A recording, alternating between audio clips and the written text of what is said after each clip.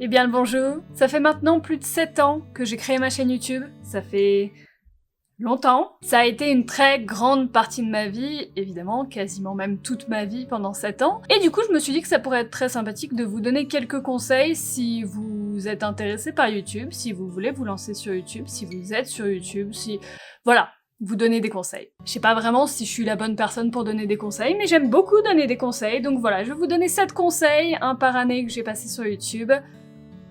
Les nouveaux projets mettent en moyenne 3 ans pour commencer à réussir. Que ce soit YouTube, que ce soit quoi que ce soit, quelque chose de nouveau que vous voulez faire sur YouTube, quelque chose de nouveau tout court que vous voulez faire, en moyenne, ça met 3 ans à réussir pour tous les business évidemment, mais quand vous lancez quelque chose, il y a plus de la moitié des business qui s'effondrent avant leur anniversaire des 3 ans. Et ça peut paraître énorme, peut-être parce que moi je suis jeune, on est jeune, vous êtes jeune en regardant, mais pour un business 3 ans c'est rien. Et du coup si vous voulez vous lancer pour réussir en 2 semaines, il y en a vraiment beaucoup qui vont être déçus. Gardez en tête le fait que ça ne marchera pas tout de suite. C'est pour moi une bonne chose quand vous vous lancez dans quelque chose de nouveau parce que ça permet de le faire vraiment pour vous, parce que vous aimez ça, et pas parce que le succès peut venir, mais le succès peut pas venir immédiatement. Après c'est possible, mais en moyenne, si vous commencez quelque chose de nouveau, vous attendez pas à des résultats fulgurants, genre demain. Ne vous comparez pas aux autres. Je pense que c'est le conseil que j'aurais aimé qu'on me donne et que je me donne à moi-même tous les jours, même si c'est pas évident. La comparaison, je pense que c'est vraiment l'essence même de ce qui rend les gens tristes dans la vie. Que ce soit YouTube, que ce soit dans le métier, que ce soit dans tout. Le fait de se comparer aux autres, en fait, imaginez, si on pouvait pas se comparer aux gens, si on avait personne d'autre que nous, on se rendrait pas compte que lui il a plus, lui il a mieux, lui il a plus d'abonnés, lui il a une vie meilleure, lui il a une meilleure maison. Vous voyez ce que je veux dire? Le fait de pas se comparer et de juste se focus sur nos accomplissements personnels, je trouve que c'est la clé pour être heureux. Surtout dans un métier un peu artistique qui est un petit peu basé sur les nombres, les chiffres, tout le temps, les chiffres. Ça peut être très très facile de se comparer aux autres et c'est vraiment, moi, ce qui m'a rendue un peu le plus malheureuse sur YouTube, c'était vraiment de me dire mais pourquoi lui il a mieux, mais pourquoi elle et le machin, pourquoi moi ça fait... Et se comparer aux autres c'est juste horrible parce que t'as beau être bien, t'as beau être mieux que certaines personnes, tu verras que le négatif, tu verras constamment le oui mais. Vous voyez ce que je veux dire? Il y a toujours un mais. Après, peut-être pas pour tout le monde, mais pour ceux qui ont tendance à se comparer aux autres et qui le font de base, peu importe YouTube ou pas, faut arriver à se forcer à ne pas le faire, et c'est là, je pense, qu'on devient vraiment bien et qu'on se focus à fond sur ce que nous on fait, sans se dire « Oh, faudrait que je fasse peut-être comme lui, parce que lui, machin, oh, peut-être que elle sait, peut-être que... » Non, ce qui compte, c'est vous. Ce n'est jamais trop tard. Il y a toujours des gens qui vous diront que oui, vous avez loupé le coche, oui, YouTube machin, oui, peu importe pour quel projet, c'est peut-être un petit peu trop tard, fallait le faire avant. Non, il y a des gens qui se sont lancés sur YouTube l'année dernière, il y a des gens qui se sont lancés il y a 2 ans et qui maintenant sont à un stade exceptionnel, qui sont bien au-dessus de moi, de n'importe qui. Et si ces gens-là s'étaient dit « Oh bah c'est trop tard, YouTube c'est un petit peu trop vieux, si je me lance maintenant, machin », eh ben ils seraient pas là maintenant.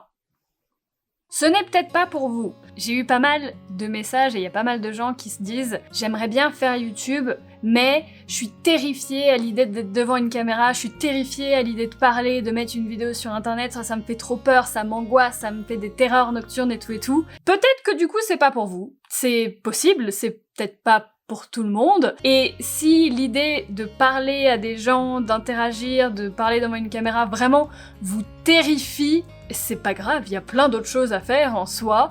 Après, si juste vous le sentez pas trop, vous vous dites « Oh, je sais pas comment ça va se passer », évidemment c'est pas pareil, mais il y a vraiment des gens où ça les angoisse, mais qui voudraient quand même faire du YouTube. Peut-être qu'il y a d'autres choses pour vous, il y a tellement de choses à faire dans la vie, et c'est peut-être pas... Pour moi, je pense que YouTube n'est pas forcément fait pour tout le monde, et peut-être que c'est pas fait pour vous. Ou peut-être que si, en soi, je suis très négative. Le matériel, c'est pas grave. J'ai commencé avec un téléphone. Oui, certes, c'était en 2013, mais j'ai continué avec un téléphone pendant longtemps. Il y a des gens qui sont toujours à filmer avec leur téléphone, mais maintenant, les téléphones, ils filment 1000 fois mieux que les appareils photo d'il y a 10 ans. Vraiment, un téléphone, maintenant, c'est incroyable ce que ça peut faire. Donc, c'est pas très grave. Et si je peux donner un petit conseil au niveau du matériel, le plus important pour moi, c'est pas l'image, mais c'est le son. Parce que si vous voyez pas très bien quelque chose, que c'est un peu flou mais que vous entendez bien, je trouve que c'est quand même regardable. Mais alors, une image absolument parfaite, mais un son absolument horrible, que vous pouvez pas entendre vraiment en mode juste infâme, infernal, c'est quand même moins agréable. Et moi, personnellement, ce genre de vidéo, le son comme ça, au bout de 5 secondes, je quitte la vidéo. C'est pas possible, c'est pas possible. Un bon micro, ça coûte, allez, franchement ça peut coûter 40-50 €, ça peut se brancher au téléphone, les petits micro-cravates comme ça, et ça fait vraiment un super bon son. Alors évidemment, faut pas frapper dessus avec sa main pendant qu'on parle, mais je trouve que c'est le meilleur investissement à faire pour commencer. Ne devenez pas un mouton, sauf si vous voulez devenir un mouton. Si vous ne voulez pas faire les vidéos un petit peu tendance, qui marchent, les choses qu'il faut faire entre guillemets, ne le faites pas.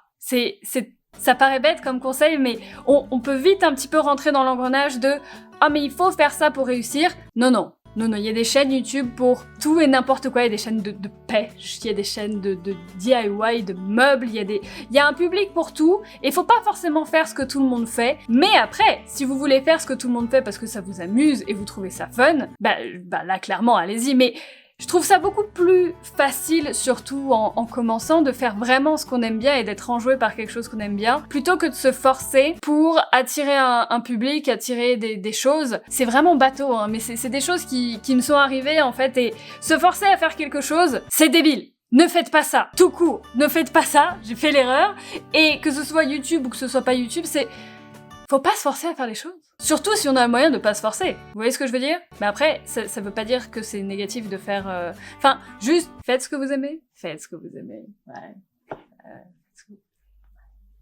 Et enfin, celui-là, il est vraiment bateau, mais il est vraiment vrai. YouTube ne résoudra pas tous vos problèmes. Si jamais, et je vous le souhaite, vous devenez connu sur YouTube, vous faites ce que vous voulez, vous avez trouvé exactement ce qu'il faut, la communauté qu'il faut, et que vous arrivez à tous vos objectifs, ça ne résoudra pas le reste. Les gens ont tous l'air un petit peu heureux sur YouTube, mais il y a, je pense, bien plus de la moitié qui ne le sont pas vraiment. Je trouve ça assez incroyable d'ailleurs parce que ce soit les acteurs, les artistes, les écrivains et tout, c'est incroyable à quel point il y en a qui essayent de se voiler la face moi la première, en travaillant comme des tarés, et qui au final ne résoudent pas leurs problèmes derrière. C'est en train d'aller beaucoup trop loin si vous vouliez juste commencer sur YouTube. Mais si jamais, voilà. Après, si c'est un truc que vous voulez faire, franchement, lancez-vous, c'est la meilleure chose que j'ai faite, à mon avis, de ma vie. Honnêtement, c'était juste de base pour un concours où j'attrapais des shiny pour Pokémon, que j'ai dû mettre sur un forum, que j'ai créé cette chaîne, et au final, maintenant c'est ma carrière, ma vie. Il y a du négatif, mais il y a du négatif de absolument tout, et il y a surtout vraiment beaucoup de positif. Je voulais juste faire une espèce de réflexion, d'introspection, des choses à faire attention, peut-être, quand on commence. Mais je pense que la clé, c'est un petit peu la motivation, et d'être un petit peu soi-même. Pas un petit peu soi-même tout court, et d'aimer ce qu'on fait et qui on est. Franchement, plus ça va, plus le public sur YouTube est en train de s'élargir, plus il y a de gens sur cette plateforme, plus il y a de gens qui viennent regarder, et on en est peut-être qu'au début, hein. Moi en tout cas, c'est ce que je pense.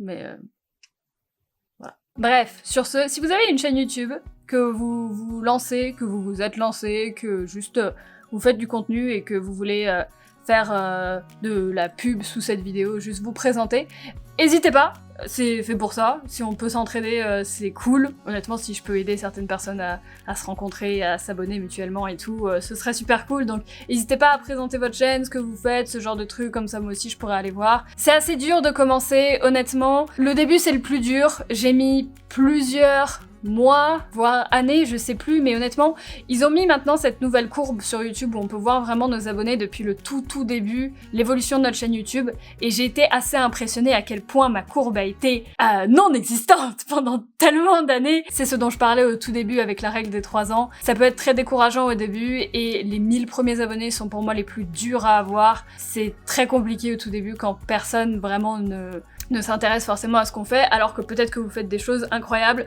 Donc n'hésitez pas, si vous voulez utiliser les commentaires pour ça, ça pourrait être une bonne chose. Voilà. Sur ce, moi je vais vous laisser. Je vous souhaite une très bonne après-midi, fin de journée, matinée, nuit, peu importe. Et je vous dis à très bientôt.